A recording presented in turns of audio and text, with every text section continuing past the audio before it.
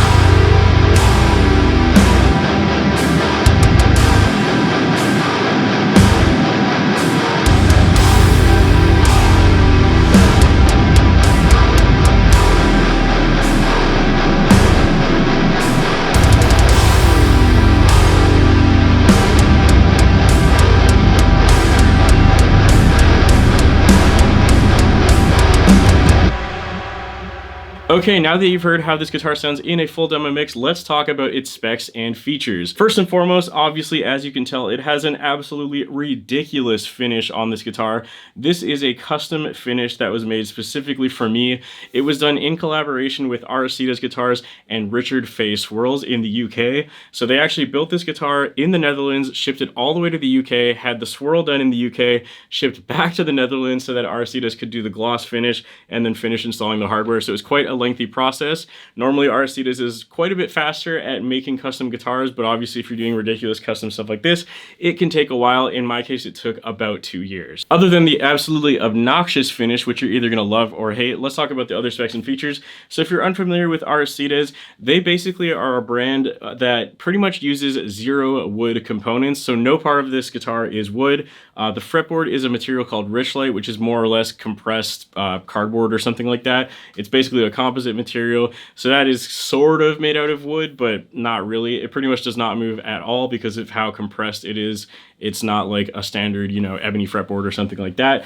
And then the body of this guitar is Aristdies' own proprietary material called Arium, which more or less is a synthetic material that is designed to replicate the response that wood gets when you play guitar. The main difference between this one and my other Aristdies is that this is the painted finish, whereas the other models that I have are called the raw guitars, which is why, you know, my yellow one, for example, is the 080R, which, you know, 8-string raw series. And for those, basically the color of that guitar is more or less injected into the actual material of the body, whereas for this one, it is painted on top. That is one of the biggest differentiating factors between the standard 080 or the raw series, for regardless of how many strings you get. Either way, you're getting the same material, which is Arium. Again, no wood components. So these guitars basically are ridiculously stable. They don't move around at all. Humidity, temperature, nothing like that affects it because it's not wood. And that is awesome for tuning stability.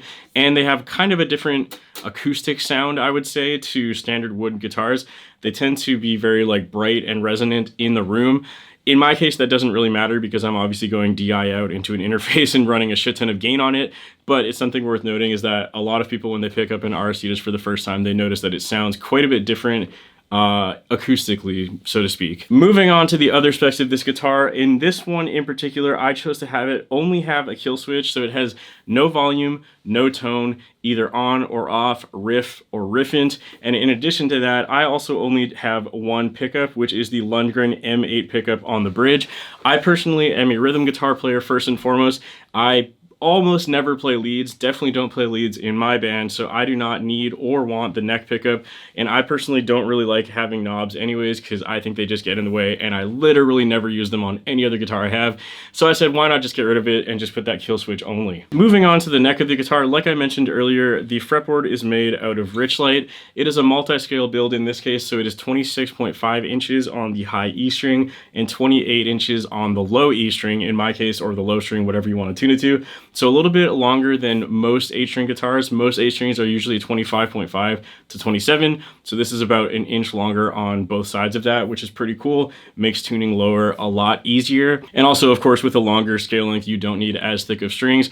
I'm using the same gauges on this that I use with any of my other guitars, but it just sounds a little bit clearer due to that extra scale length, which I love. Last but not least, in terms of hardware, on the back of the headstock, which by the way, matches the rest of the finish. How cool is that? We also have these locking hipshot tuners. Again, with every guitar, I always hope that they have locking tuners because I just think they make changing strings so much more efficient and quick, and I love that. I guess I lied. There is one more thing to mention. The back of the neck on this guitar is not in the same swirl finish. It's just a standard satin black. The reason being is the Aristdies guitars are one solid piece. So to try to swirl the entire guitar, it would be basically impossible because they would have to like have enough paint and a big enough bucket to dip the entire guitar all the way to the headstock down. And that's just not going to be possible. So from my understanding, they basically do the body and then they flip it over and do the headstock. And I don't personally mind because I really like satin finished necks anyways. And I don't think that the black looks bad. They do a pretty nice job of tapering off the finish right there. And I think it looks really good personally. Okay, so that's pretty much it in terms of the specs and features of this guitar. I'm going to show you a couple of soloed tone clips now. Of course, heavy emphasis on the heavy rhythm tone since that is primarily what I use this guitar for, but I will show you a little bit of a clean tone and a lead tone as well. So that sounds like this.